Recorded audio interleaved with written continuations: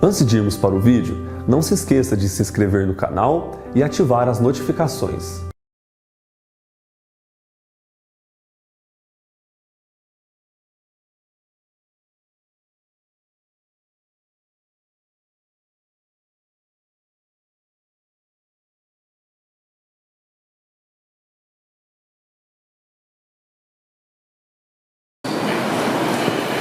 Bom dia, irmãos, quero saudar a todos com a paz do Senhor Jesus e convidá-los a abrir a palavra de Deus em Romanos capítulo 3. Hoje pela manhã, na terceira sessão do nosso evento, iremos tratar da sola fide, somente pela fé, um dos slogans da Reforma Protestante, dentro do tema geral, vivermos os fundamentos da fé cristã. Quando os irmãos procuram, quero falar da minha satisfação de estar aqui, minha alegria e agradecer o privilégio de ter sido convidado para participar desse evento. Romanos capítulo 3, vamos do verso 19 até o verso 31. Ora, sabemos que tudo que a lei diz, aos que vivem na lei diz, para que se cale toda a boca e todo mundo seja culpável perante Deus, visto que ninguém será justificado diante dele por obras da lei, em razão de que pela lei vem o pleno conhecimento do pecado. Mas agora sem lei se manifestou a justiça de Deus, testemunhada pela lei e pelos profetas. Justiça de Deus mediante a fé em Jesus Cristo para todos e sobre todos os que creem, porque não há distinção, pois todos pecaram e carecem da glória de Deus, sendo justificados gratuitamente por sua graça, mediante a redenção que há em Cristo Jesus, a quem Deus propôs no seu sangue como propiciação, mediante a fé, para manifestar a sua justiça, por ter Deus, na sua tolerância, deixado impunes os pecados anteriormente cometidos, tendo em vista a manifestação da sua justiça no tempo presente, para ele mesmo ser justo e o justificador daquele que tem fé em Jesus. Onde, pois, a jactância foi de todo excluída, porque lei das obras? Não, pelo contrário, pela lei da fé. Concluímos, pois, que o homem é justificado pela fé, independentemente das obras da lei. É porventura Deus somente dos judeus? Não é também dos gentios? Sim, também dos gentios, visto que Deus é um só, o qual justificará por fé o circunciso e mediante a fé o incircunciso. Anulamos, pois, a lei pela fé? Não de maneira nenhuma, antes confirmamos a lei. Até aqui a leitura da palavra de Deus. Nós vamos orar mais uma vez. Ó Deus, nos pedimos que o Senhor ilumine os olhos do nosso coração para compreendermos a Tua palavra. Especialmente, Senhor, essa revelação que nos fizeste da maneira pela qual Tu justificas o pecador. Ajuda-nos a compreender e nos apropriarmos pela fé dos méritos do Senhor Jesus, na cruz e na ressurreição. Fala o nosso coração, ensina-nos a respeito da fé, da graça, é o que pedimos em nome de Jesus. Amém. Meus irmãos, o apóstolo Paulo escreveu a carta aos Romanos com o objetivo de preparar uma visita sua à igreja de Roma. Ele tinha terminado o seu ministério, pelo menos ele assim pensava, ao redor da bacia do Mediterrâneo, onde durante cerca de 10 a 15 anos ele vinha plantando igrejas nas principais províncias do Império, naquela região. E agora, achando que não tinha mais campo de trabalho ali, uma vez que o alvo dele era sempre anunciar Cristo, onde Cristo antes não havia sido anunciado, ele coloca os olhos na Espanha, onde ele pretende ir e pregar o Evangelho. Só que ele precisava do apoio de irmãos, de igrejas, nesse empreendimento missionário. E Roma era a cidade onde havia um número suficiente de cristãos e de igrejas que poderiam suportar ou apoiar esse propósito missionário que o apóstolo Paulo tinha. Acontece que Paulo não era conhecido da igreja, ele não é o fundador da igreja de Roma. Roma foi provavelmente fundada, a igreja de Roma foi provavelmente fundada pelos romanos que são mencionados lá em Atos capítulo 2, que se converteram em Jerusalém durante o dia de Pentecostes, e quando voltaram para a cidade, eles começaram às comunidades cristãs de lá. Havia muitos boatos a respeito do apóstolo Paulo que eram difundidos pelos seus inimigos, especialmente aqueles que nós chamamos de judaizantes, que eram judeus, parte deles fariseus, que haviam abraçado a ideia de que Jesus Cristo era o Messias, mas que insistiam na manutenção das obras da lei, particularmente circuncisão, a dieta religiosa e o calendário sagrado dos judeus, como sendo necessários não somente para a salvação, mas para que os não-judeus fizessem parte da comunhão da igreja, pudessem se sentar à mesa com os judeus. E como Paulo não cria nisso, como Paulo entendia que as obras da lei, especialmente essas 3 marcas distintivas do judaísmo, elas tinham completado o seu propósito, haviam sido cumpridas em Cristo Jesus, Paulo ensinava que o homem é justificado pela fé em Cristo Jesus, sem as obras da lei. Ele não carece de obras ou de qualquer atitude meritória para que seja considerado por Deus como justo. Essa declaração ou essa consideração Deus faz graciosamente mediante a fé em Cristo Jesus sobre todo o que crê, tanto judeu como gentil. Esse era o evangelho que Paulo pregava. Os judaizantes discordavam, é o nome que nós damos a esse pessoal, eles discordavam do apóstolo Paulo e sistematicamente minavam o trabalho dele em regiões como, por exemplo, na Galácia, como vocês estão aprendendo com o reverendo Leandro, na exposição que ele está fazendo da carta aos Gálatas. Sistematicamente, essas pessoas vinham nas pisadas do apóstolo Paulo e procuravam convencer aquelas pessoas que haviam crido em Cristo através de Paulo, que eles precisavam guardar as obras da lei para poderem ser completamente salvos. Então, esse mesmo pessoal passava boatos a respeito de Paulo, que Paulo era um renegado, que Paulo havia abandonado a gloriosa tradição dos seus pais, que era o judaísmo, que Paulo pregava contra o templo, que Paulo impedia os judeus de circuncidarem seus filhos e outras acusações sem sentido. E esses rumores sobre o apóstolo Paulo corriam na igreja de Roma. Agora, Paulo pretendia passar na igreja de Roma, apresentar-se e receber o apoio deles para fazer o trabalho missionário na Espanha. Então, como ele ia lidar com tudo isso?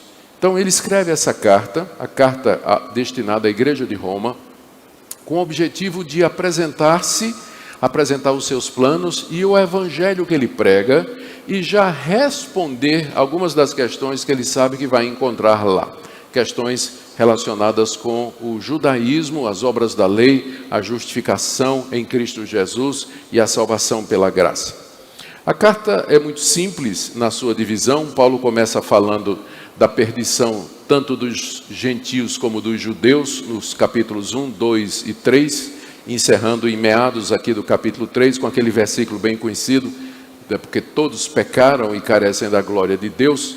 Metade do capítulo 3 até o 5, ele fala como Deus justifica tanto os judeus como os gentios graciosamente pela fé em Cristo Jesus, trazendo exemplos de Davi e de Abraão no Antigo Testamento, de pessoas que foram justificadas pela fé, sem a lei, está no capítulo 4, e fazendo um contraste entre Adão e Cristo no capítulo 5, para mostrar que da mesma forma que o pecado entrou no mundo, que foi através de um homem, a redenção e a justificação veio através de outro homem, Jesus Cristo.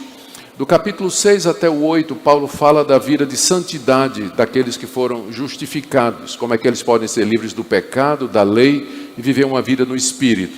E do capítulo 9 até 11 ele trata da questão de Israel, que era o ponto polêmico. Qual o papel da lei nesse plano de salvação? Qual o lugar para Israel? Ainda tem um futuro para a nação de Israel? Ele vai até o capítulo 11. De 12 a 16 é a parte prática da epístola, por assim dizer, onde Paulo tenta abordar algumas questões práticas que ele sabia que estavam acontecendo na igreja de Roma, especialmente a relação entre judeus e gentios ali. Essa é a carta aos Romanos. E o texto que eu li para vocês é exatamente o miolo da segunda parte, onde Paulo está explicando de que maneira Deus justifica pecadores sem as obras da lei.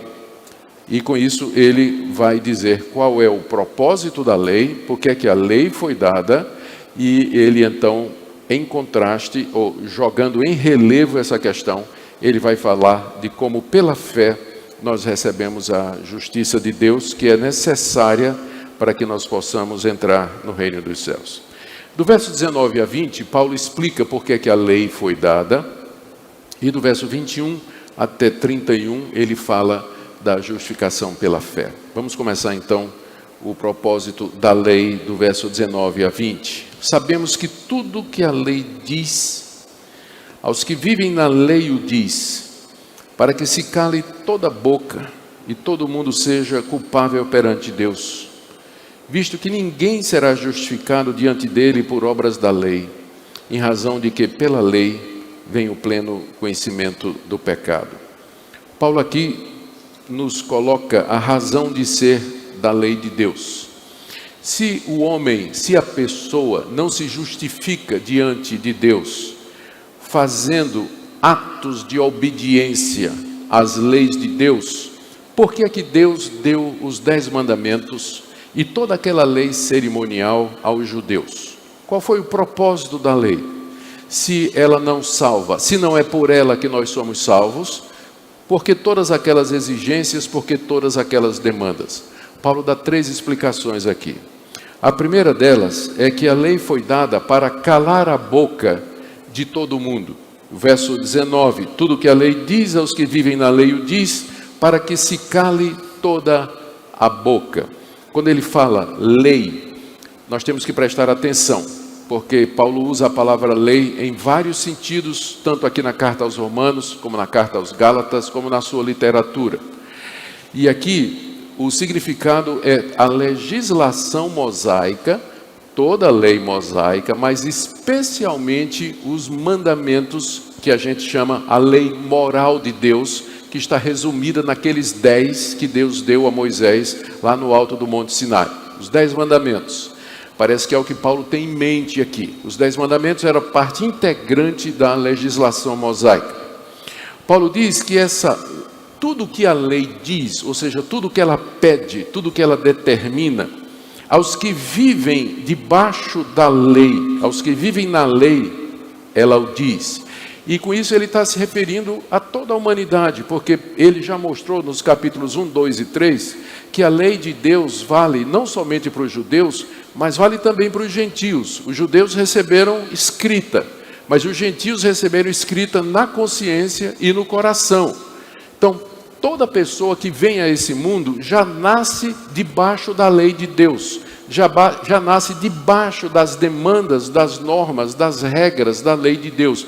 Os judeus de maneira mais clara e os não judeus através da consciência, através da natureza, através da própria imagem de Deus no seu coração, como Paulo diz em Romanos capítulo 2. Então, a lei comanda e ordena todo mundo com um único objetivo: calar a boca da humanidade. Particularmente, Paulo se refere aqui à arrogância e à visão errada que as pessoas têm de si mesmas, de que elas têm algum mérito, alguma bondade, alguma piedade que os recomenda diante de Deus. Que os recomenda diante de Deus. Os 10 mandamentos são dados para que nós vejamos a nós mesmos à luz de como Deus nos vê. Eu, quando era evangelista no interior de Pernambuco, logo depois da minha conversão, eu ia de porta em porta nas casas da cidade que eu estava evangelizando, pregando o evangelho. E de vez em quando alguém abria a porta para que eu entrasse. Eu aproveitava essas oportunidades e apresentava o evangelho. Invariavelmente, alguém dizia assim, quando eu começava a dizer, você precisa de Cristo porque você é um pecador, invariavelmente a resposta era, eu sei que sou um pecador, mas tem gente pior do que eu. Tem gente que só precisa ver o vizinho aqui, como ele bate na mulher, né? Ele é muito pior do que eu. Tem gente, né? Eu não sou tão ruim assim. Então, eu geralmente fazia um acordo com a pessoa. Eu dizia, vamos ler os 10 mandamentos como Jesus nos ensinou a ler. Ou seja, não adulterarás não significa só trair sua mulher, mas quem olhar para a mulher com a intenção impura no coração adulterou com ela. Vamos ler os mandamentos como Deus quer que nós leamos. E eu começava a ler os mandamentos. não terás outros deuses diante de mim, não farás para ti imagem de escultura, não tomarás o nome do Senhor teu Deus em vão, não adulterarás, não dirás falso testemunho. Quando acabava de ler os 10 mandamentos, a pessoa estava calada. Não tinha o que dizer. Os 10 mandamentos mostravam que ela tinha quebrado a lei de Deus, não só uma vez, mas muitas vezes, e repetidas vezes, e de muitas maneiras. A lei foi dada para quebrar a arrogância humana e essa ilusão que nós temos de que nós somos alguma coisa diante de Deus, temos algum mérito diante de Deus, que nós merecemos de Deus alguma coisa.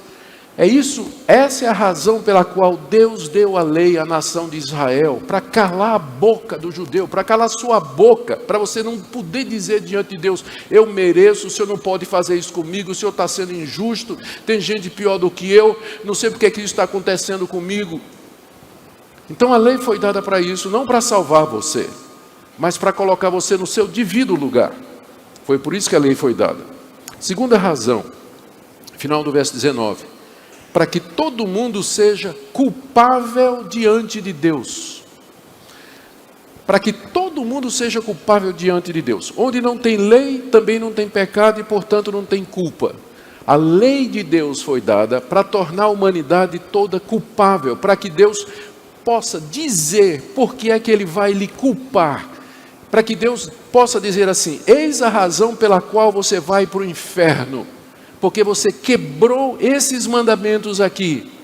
Você me desobedeceu em todos os meus estatutos e todas as minhas ordenanças. Então é por isso que você é culpado. A lei foi dada para caracterizar a culpa e dar base do julgamento de Deus e da condenação de Deus aqui no dia do juízo. A lei foi dada para calar sua boca, você não tem defesa diante de Deus, e para caracterizar a sua culpa no dia da condenação. A lei, o problema não é a lei de Deus é santa, é justa, é boa, Paulo vai dizer isso no capítulo 7 dessa carta. Só que a lei, ela é dada a pecadores como vocês e como eu. E a própria existência da lei, as próprias demandas da lei, já por contraste mostram a rebelião e o desejo de transgredir do meu coração. Tinha um homem, dono de um hotel, todo de vidro, à beira de uma estrada, muito movimentada, hotel muito bonito, e todo mundo conhecia como hotel de vidro, todas as paredes bonitas, cobertas de vidro e tudo. Um dia ele trocou lá o gerente cheio de novas ideias, o gerente chegou para ele e disse, patrão, o senhor não acha muito arriscado, não é? Aqui nós estamos, o hotel é todo de vidro, aqui uma avenida, passa muita gente, de repente vai que alguém joga uma pedra e tudo mais. Vamos colocar uma placa dizendo assim, é proibido jogar pedra no hotel. E colocou a placa. No dia seguinte, imagina o que aconteceu. Pela primeira vez em 10 anos, alguém tacou pedra lá no hotel, de vidro.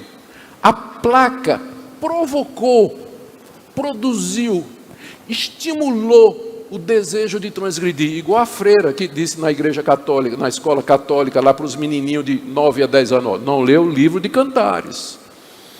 O livro de Cantares é um livro erótico, vocês não podem ler o livro de Cantares. Não precisa dizer o que é que as crianças foram fazer no recreio, né? Não precisa dizer. Pela lei vem o conhecimento do pecado, a lei provoca, estimula, ela longe de me levar para Deus ou para perto de Deus, ela desperta o meu coração iníquo, a rebelião do meu coração.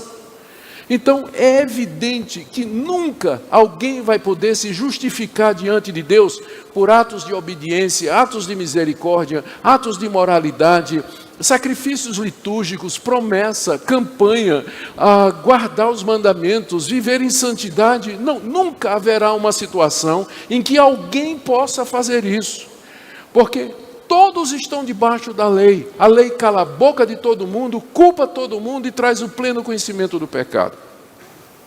Infelizmente, no meio do povo evangélico brasileiro, esse conceito se perdeu. O meio evangélico brasileiro é legalista. muita gente que procura, quer obter o perdão de pecados mediante alguma obra, alguma coisa, pela sua própria perseverança, pela sua própria santidade, e não satisfeito com os mandamentos de Deus, eles criam outros mandamentos, usos e costumes, tamanho da calça, tamanho do cabelo, o tipo de penteado, o tipo de vestido, o tipo do paletó, e como se fosse poucas as leis que já tem na Bíblia, eles aumentam mais ainda. De onde vem isso? É exatamente de uma falta do conhecimento de si mesmo, de que são pecadores, falta de convicção de pecado, de reconhecimento da depravação do seu coração, de perceber o quanto o pecado afetou a sua mente, o seu arbítrio. Falam de livre-arbítrio, como se eles pudessem a qualquer momento resolver: eu nunca mais vou pecar. Se você tem livre-arbítrio nesse sentido, resolva agora: eu nunca mais vou pecar. E me diga até quanto tempo você vai sustentar essa sua decisão. Me diga até quanto tempo você vai. Não tem? Então use: eu nunca mais vou pecar. Estou usando o meu arbítrio. E veja quanto tempo você vai segurar essa decisão. As pessoas não têm essa visão bíblica da depravação total e da profundidade em que o pecado corrompeu as faculdades humanas. Por isso tem esse legalismo no meio evangélico, de pessoas que querem receber de Deus alguma coisa, o perdão de pecados, o favor de Deus, mediante mérito, mediante alguma coisa que elas façam. Mas, verso 21, agora é a palavrinha mais importante aí, né? Mas, porque ela indica a ação de Deus. Em contraste com essa situação de perdição, a incapacidade de nos salvarmos mediante a lei, Deus então veio em nosso favor. Do verso 21 até o verso 24, o apóstolo Paulo fala da justiça de Deus. A justiça de Deus não é o atributo de Deus. Deus tem muitos atributos. Deus é amor, Deus é santidade e Deus é justiça. Justiça é aquele atributo pelo qual Deus trata a cada pessoa de acordo com o que ela merece. Então essa é a justiça de Deus. Mas não é dessa justiça que Paulo está falando aqui.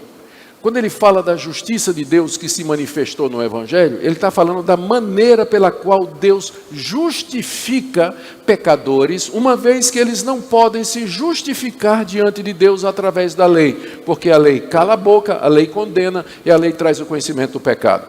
Como eu posso então ser justo diante de Deus? A resposta é: o próprio Deus nos justifica. Você não consegue se justificar diante de Deus pelas razões que eu já expliquei.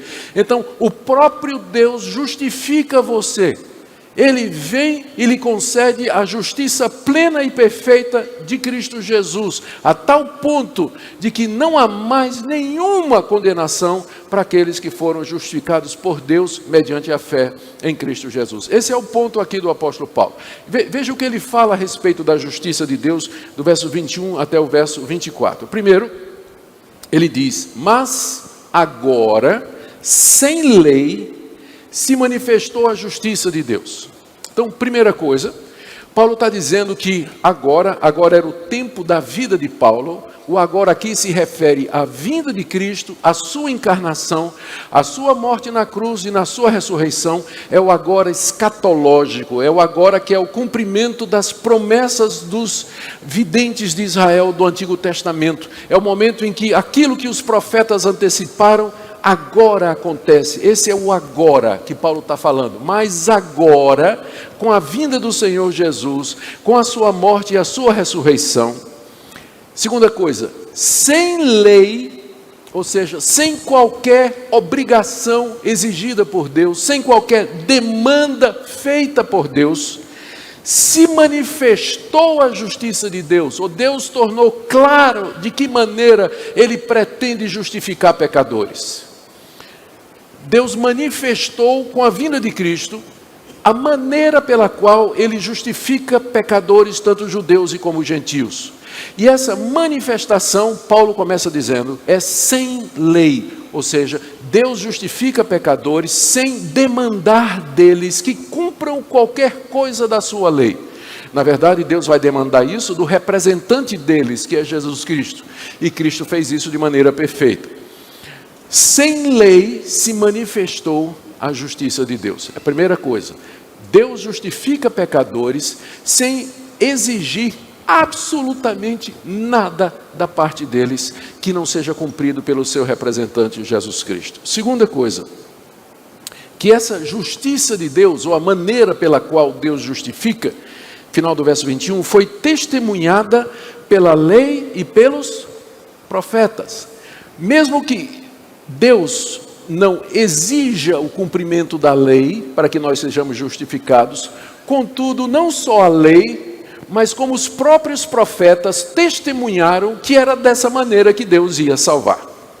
A própria lei trazia provisão para o pecador. Quando o israelita pecava, e porque não havia israelita que não pecasse, quando ele quebrasse os mandamentos de Deus, ele sempre podia recorrer ao sacerdote, ao altar, ao derramamento de sangue de animais e pedir o perdão de Deus. A esperança do verdadeiro israelita não era guardar a lei no Antigo Testamento, mas a esperança dele estava no altar, estava no sangue do animal derramado, que prefigurava o sangue do Cordeiro de Deus que tira o pecado do mundo.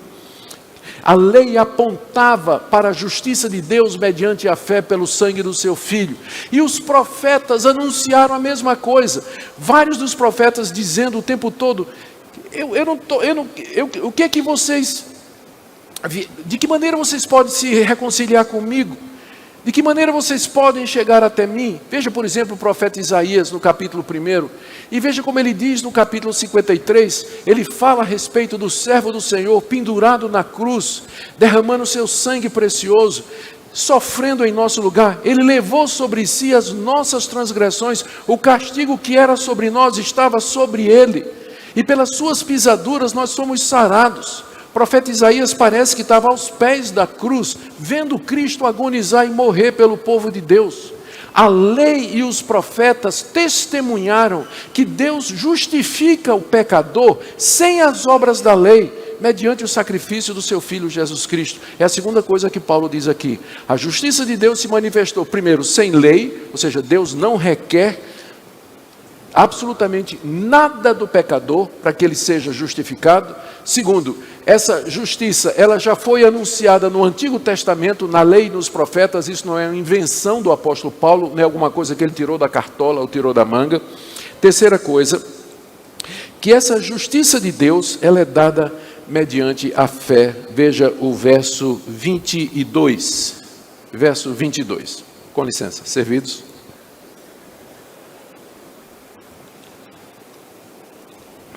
Agora eu já bebi no bico, não dá.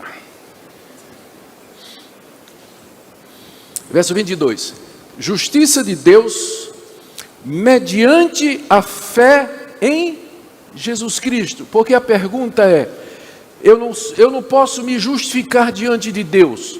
Deus então manifesta a sua justiça. Ele vem ao meu encontro e sem lei Ele me torna justo. Mas de que forma eu recebo isso? De que maneira eu sou justificado? Qual é a dinâmica disso? E a resposta é mediante a fé em Jesus Cristo. Pela fé em Jesus Cristo. A fé em Jesus Cristo é o meio pelo qual Deus me imputa a justiça do seu Filho. A fé é a mão que se eleva aberta para Deus, súplice para receber gratuitamente a justiça completa de Cristo Jesus. É dessa forma que eu sou justificado, quando eu creio nesse plano de Deus, quando eu creio na justiça de Deus em Cristo Jesus na cruz do Calvário, quando eu, agora eu vou usar o termo no sentido correto, tomo posse pela fé dessa verdade, eu tomo posse disso. Esse é o único sentido em que essa expressão é verdadeira na Bíblia, né? Você toma posse do que Cristo fez na cruz. É dessa forma que Deus lhe imputa a justiça perfeita do seu Filho e passa a considerar você como justo, não como inocente, que você não é, mas como justificado mediante o sacrifício completo de Cristo Jesus. É mediante a fé em Jesus Cristo, na pessoa que Ele fez. Essa é a terceira coisa. Relembrando, a justiça de Deus se manifestou em Cristo, agora, não é? Sem lei. testemunhada pela lei e pelos profetas, mediante a fé em Jesus Cristo, e, verso 22, para todos e sobre todos os que creem, porque não há distinção, pois todos pecaram e carecem da glória de Deus. Deus não tem uma maneira de salvação para os judeus e outra maneira de salvação para os gentios. Infelizmente, o dispensacionalismo, que é uma visão muito errada de escatologia, ela parece ensinar que os judeus, eles são salvos pela guarda da lei, pelo pacto que Deus fez com a nação no Antigo Testamento, enquanto que os gentios no Novo Testamento são salvos pela graça, mediante a fé em Cristo Jesus. Nunca houve dois caminhos de salvação. Sempre foi mediante a fé em Cristo Jesus. No Antigo Testamento, o judeu era salvo pela fé no Messias que haveria de vir. Hoje nós somos salvos pela fé no Messias que veio. Em ambos os casos é preciso fé, porque nem eles viram e nem nós vimos Jesus Cristo. Portanto, pela fé, nós nos apropriamos da justiça de Deus. Por isso que Paulo diz, para todos, todos aqui é judeus e gentios, para todos e sobre todos os que creem. E ele explica por quê. É geral, porque todos pecaram, judeus e gentios. Então não pode ter um sistema de salvação que envolva mérito, porque todos pecaram e carecem da glória de Deus. Todos estão destituídos da glória de Deus, erraram o alvo. Eles foram criados para viver para a glória de Deus, mas pelo pecado se desviaram, vivem para si mesmos. Não há um justo, não há um sequer, não há quem obedeça, não há temor de Deus diante dos seus olhos. Por isso, Deus não justifica alguns por mérito, por obras, e outros pela graça, pela fé. É para todos e sobre todos, porque todos pecaram e carecem da glória de Deus. É isso que nivela você e eu. Sabe o que é que nos nivela? Não é o nosso mérito ou o nosso valor. O que nos nivela é exatamente o nosso pecado. Todos pecaram, judeus, gentios, os crentes do Antigo Testamento, do Novo, eu, você, todos. Por isso, a justificação, ela é por um método somente, de uma forma somente. Se Deus não vier nos justificar, se Deus não vier nos perdoar, se Ele não vier propiciar os nossos pecados, nós todos vamos ficar de boca calada, todos nós seremos culpados, e tendo conhecimento dos nossos pecados, nós iremos para o inferno com justiça, porque nossos atos merecem. Mas agora, sem lei, se revelou a justiça de Deus, testemunhada pela lei e pelos profetas, justiça de Deus mediante a fé em Jesus Cristo, para todos e sobre todos os que creem, porque todos pecaram e carecem da glória de Deus. A última coisa que Paulo afirma aqui, no verso 24, sobre a justiça de Deus, final, no verso 24, depois de dizer no verso 23, pois todos pecaram e carecem da glória de Deus, ele diz, sendo justificados gratuitamente pela sua graça.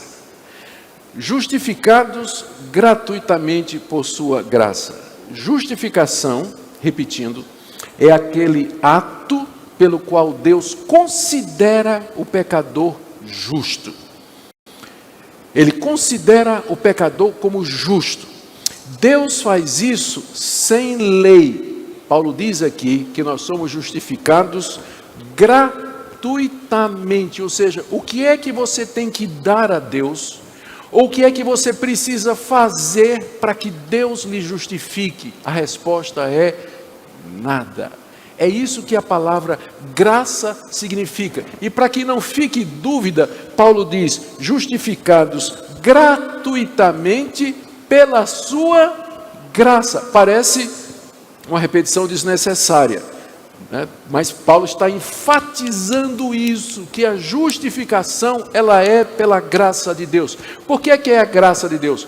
Porque é Deus quem toma a iniciativa, é Deus quem providenciou os meios, é Deus quem mandou o seu Filho, é Deus que vem atrás do pecador, é Deus que abre os olhos do pecador, é Deus que regenera o pecador, é Deus que lhe imputa a justiça de Cristo, é Deus quem cancela os seus débitos e é Deus que lhe faz herdeiro da vida eterna, da imortalidade e da incorrupção. Por isso é pela graça, a salvação do começo ao fim é obra de Deus, justificados gratuitamente pela sua graça.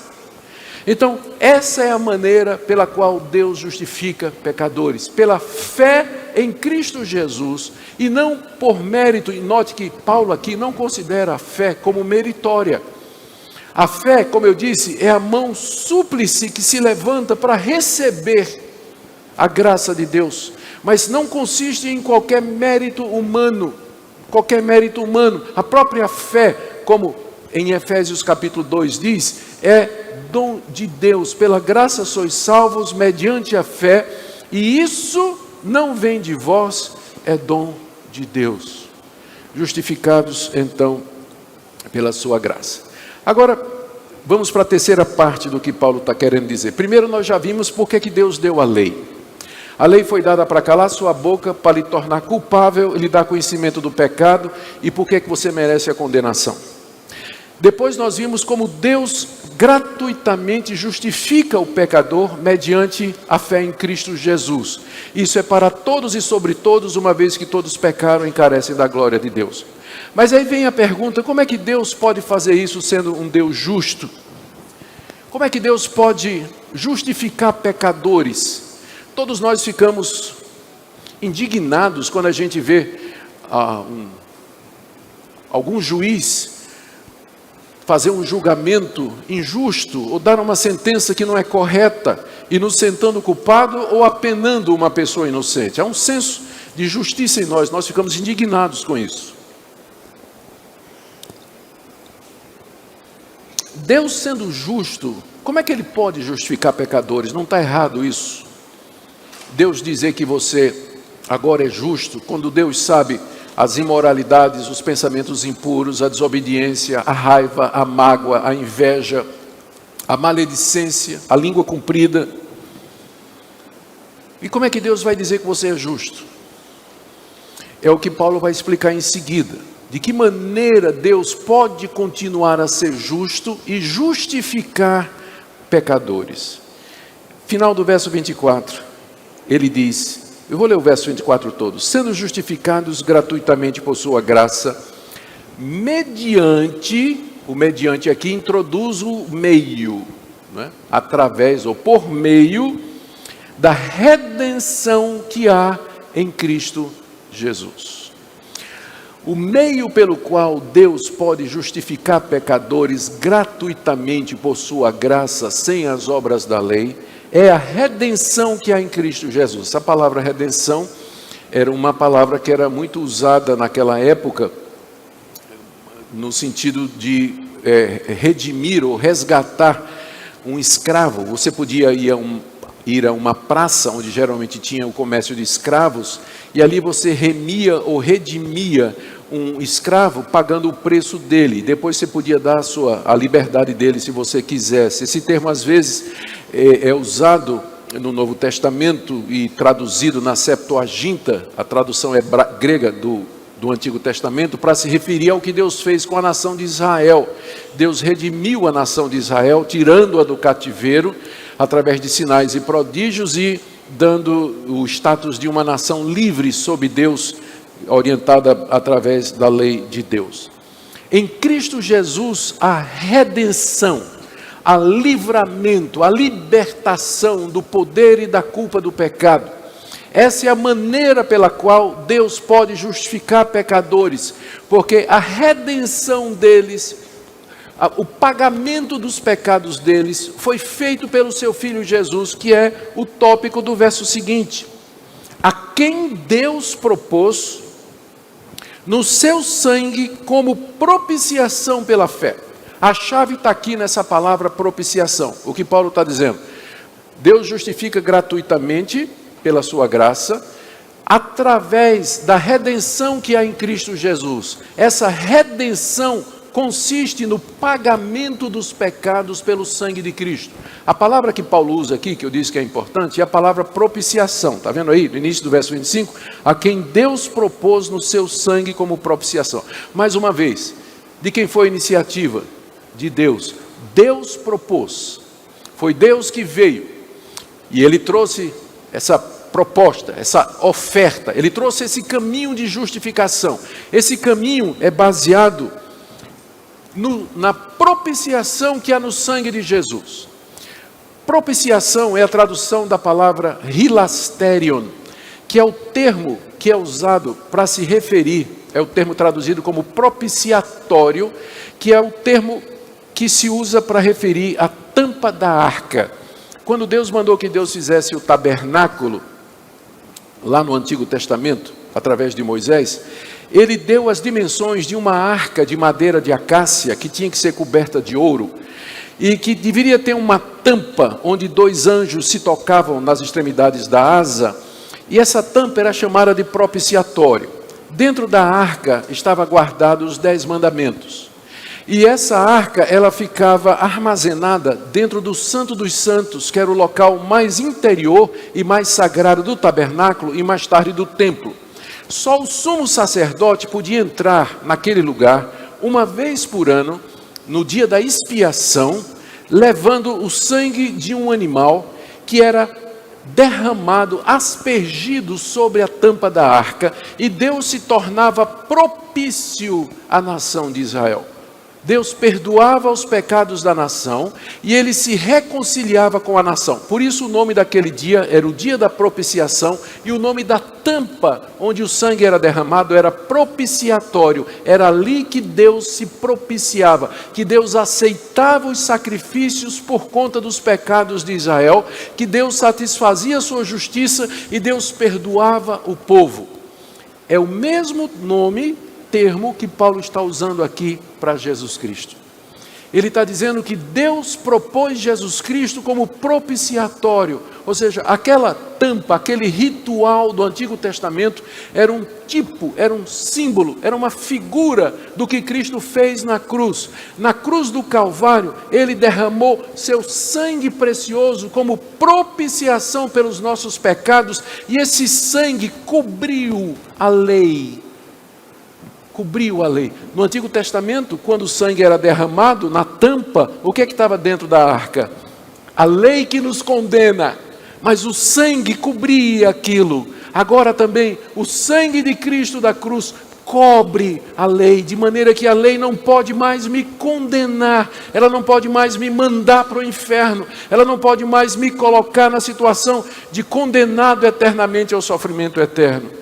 É dessa maneira que Deus pode justificar pecadores. Veja o que ele diz em seguida. Deus propôs no seu sangue como propiciação mediante a fé. Mais uma vez, Paulo está dizendo de que maneira isso me alcança. É mediante a fé, não é por mérito, não é por obra, não é por moralidade, não é pela lei.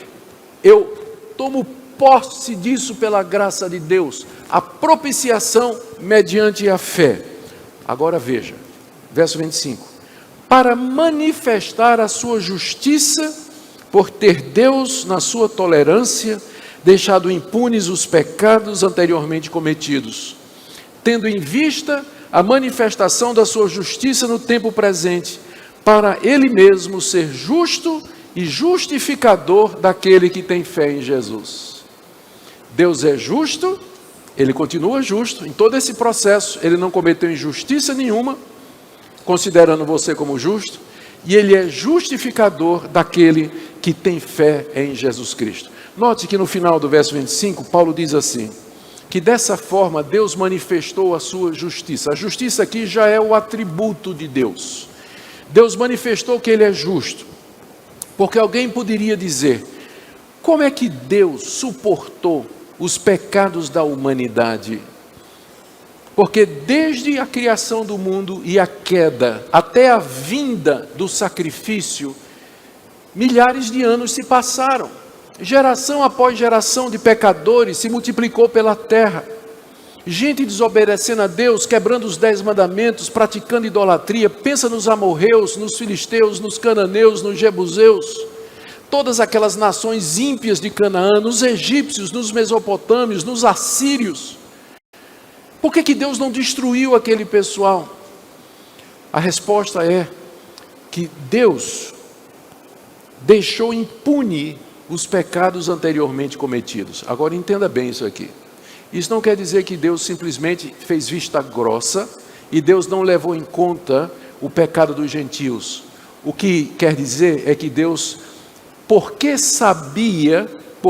havia decretado no seu plano eterno a vinda da propiciação pelos pecados, Ele não desistiu da raça humana, dizendo assim: essa raça não presta, é uma raça de pecadores, eu vou mandar todo mundo para o inferno. Eu vou deixar que eles continuem no seu caminho e se percam no fogo eterno para todo sempre.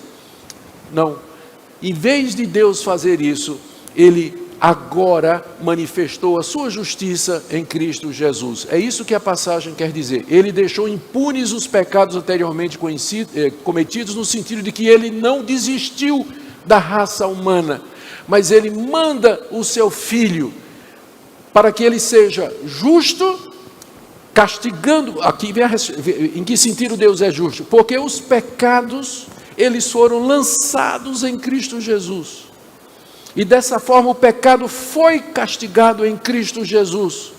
E agora Deus toma a justiça de Cristo e aplica ao pecador, e Ele então pode justificar pecadores. Na cruz existe essa troca cósmica.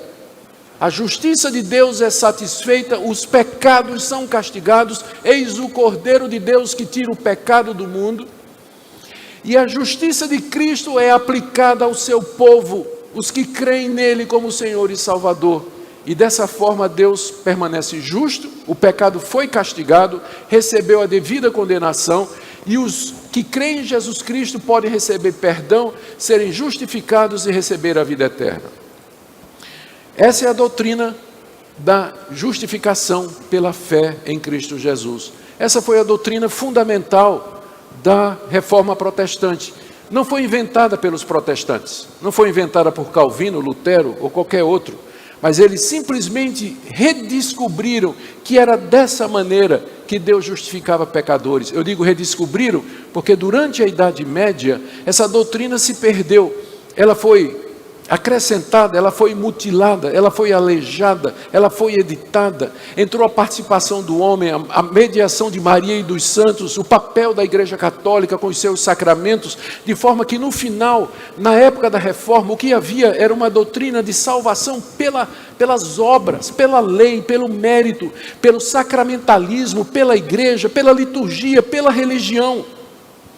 E a doutrina de que Deus justifica livremente o pecador mediante a fé em Cristo Jesus, foi isso que Lutero descobriu, lendo esse livro, Romanos capítulo 1, versos 16 e 17, o justo viverá pela fé.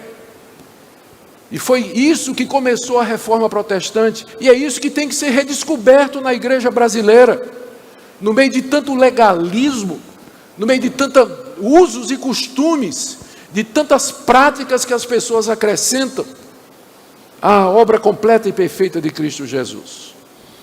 4 conclusões do apóstolo Paulo, eu vou correr aqui. A primeira delas no verso 27, sob a forma de pergunta. Na verdade ele faz várias perguntas aqui. Ele conclui usando esse recurso de pergunta. Primeira pergunta, verso 27. Onde está, pois, a jactância? Foi de todo excluída. Por que lei das obras? Não, pelo contrário, pela lei da fé. A primeira pergunta conclusiva de Paulo é: à luz de tudo isso, eu pergunto, existe lugar para a jactância? Jactância é orgulho, envaidecer-se, contar vantagem. Existe no evangelho bíblico espaço para o homem se gloriar de alguma coisa? Resposta de Paulo: não. Onde é que está a jactância? Foi excluída de todo. Aí ele pergunta: por que lei das obras? Não, pela lei da fé. Quando ele fala lei da fé, lei aqui quer dizer princípio, né? Pelo princípio da fé, pelo sistema de salvação baseado na fé. Esse sistema exclui a vanglória, ou seja, é impossível para um crente, uma pessoa que entendeu o Evangelho, que ela seja jactanciosa, que ela se envaideça, que ela se glorie, que ela conte vantagem, que ela se julgue superior aos outros, que ela condene e critique os outros, porque ela sabe que é uma pecadora, sabe que foi salva pela graça e pela misericórdia. Não tem espaço para esse espírito duro, inflexível, condenatório, juiz de todos, que a gente vê tão comum no meio evangélico. Parece que as pessoas nem se percebem de que elas receberam graça da parte de Deus. Me lembra aquela parábola que Jesus contou do homem que devia milhões ao rei, não podia pagar, o rei perdoou. O cara sai do palácio e encontrou um amigo que devia 10 conto, pegou o cara pelo pescoço, paga agora. E foram contar para o rei chamou o cara de servo ingrato, eu te perdoei 1 milhão que tu me devias, tu não podia perdoar teu amigo que te devia 10 real. É isso que a gente encontra hoje no meio evangélico, gente que não entendeu que o evangelho exclui a jactância. Segunda conclusão, verso 28. Concluímos, pois, que o homem é justificado pela fé, independentemente das obras da lei. É pela fé que é um dom de Deus, pela fé que é graça de Deus. Nós veremos isso hoje à noite, mais uma vez. É pela fé e não por obras que nós somos justificados diante de Deus, independentemente das obras da lei. Ou seja, sem relação com as obras da lei, não é pelo cumprimento da lei e das obrigações. Terceira conclusão, verso 29 e 30, pergunta de Paulo: e é porventura Deus somente dos judeus? Isso aqui que eu estou falando é só para os judeus? Não é Deus também dos gentios? Resposta: sim, Deus é também dos gentios, dos brasileiros, dos africanos, dos australianos, dos americanos, e não somente dos judeus. Visto que Deus é um só tem um Deus, o único Deus verdadeiro, o qual justificará por fé o circunciso, ou seja, Deus vai justificar pela fé em Cristo Jesus o judeu, que é circunciso, e mediante a fé, da mesma maneira, o não judeu, o incircunciso. É um Deus só e um só sistema de salvação. A salvação sempre foi mediante a graça, mediante a fé em Cristo Jesus. No Antigo Testamento, no Novo Testamento, até o dia de hoje. Nunca alguém se salvou mediante mérito, obra ou qualquer coisa que tenha sido feita. Última conclusão de Paulo, verso 31, e muito importante. Anulamos, pois, a lei pela fé? Ou seja, esse sistema de ser justificado pela fé, ele é contrário à lei de Deus, ele anula a lei. A lei não tem mais nenhum papel, não tem mais nenhuma função para aquele que é justificado pela fé. Resposta de Paulo: não, de maneira nenhuma. Antes, confirmamos a lei. Isso aqui é muito importante, porque de vez em quando eu recebo perguntas e comentários nas redes sociais de gente dizendo assim: eu tenho medo de acreditar nesse evangelho da graça, porque aí eu tenho medo de eu relaxar. Eu me considero salvo, me considero eleito de Deus, salvo pela graça e pela misericórdia. Eu tenho medo que o meu coração vai se sentir à vontade agora para poder pecar e fazer as outras coisas. Mas o efeito disso aqui é exatamente o contrário. Quando você entende que você é justificado pela graça de Deus, pelo amor de Deus, o seu coração se enche de gratidão, de amor a Deus. Você, na verdade, vai chegar diante de Deus e dizer assim: Deus, o Senhor me perdoou, eu, culpado, sem defesa dos meus pecados, apanhado com a boca na botija, merecedor de toda a tua ira, mas o Senhor, mediante o sangue do seu Filho, a propiciação que há em Jesus, o Senhor me justificou gratuitamente. O que é que eu posso fazer para te agradar? Resposta de Deus: não terás outros deuses diante de mim, não farás para ti imagem de escultura, não tomarás o nome do Senhor teu Deus em vão, lembra-te do dia de descanso, honra teu pai e tua mãe, não adulterarás, não dirás falso testemunho, não matarás, não cobiçarás nada do teu próximo. Lutero resumiu isso de uma forma, é atribuído a Lutero, preciso ver se é verdade, mas atribui-se a Lutero a seguinte frase: a lei me leva a Cristo para a justificação, E Cristo me leva à lei para santificação e gratidão. A lei é confirmada da seguinte maneira: ela permanece como sendo a exigência de Deus para nós, só que cumprida em Cristo Jesus. Ela permanece como norma de gratidão, nas palavras de Calvino.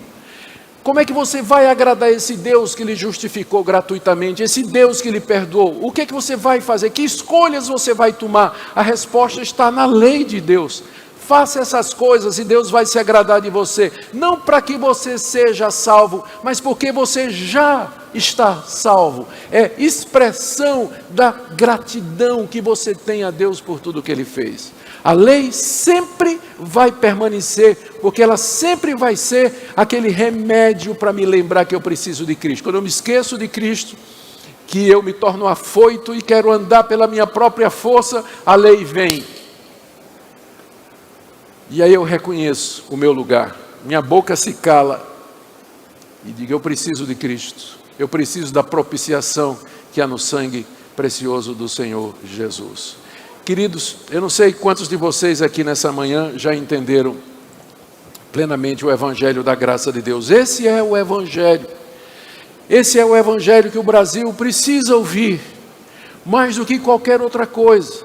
O Evangelho da graça, mas uma graça que nos leva à gratidão, a viver uma vida de submissão e obediência ao nosso Deus, justificados pela fé, não por obras da lei. Que você entenda hoje, que você saia regozijante nessa manhã daqui. Nós vamos ter a palavra do reverendo Leandro em seguida.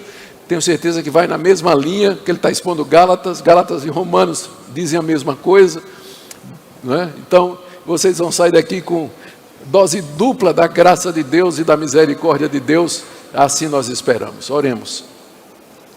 Ó Deus querido, graças te damos, porque o Senhor nos justifica gratuitamente pela fé em Cristo Jesus.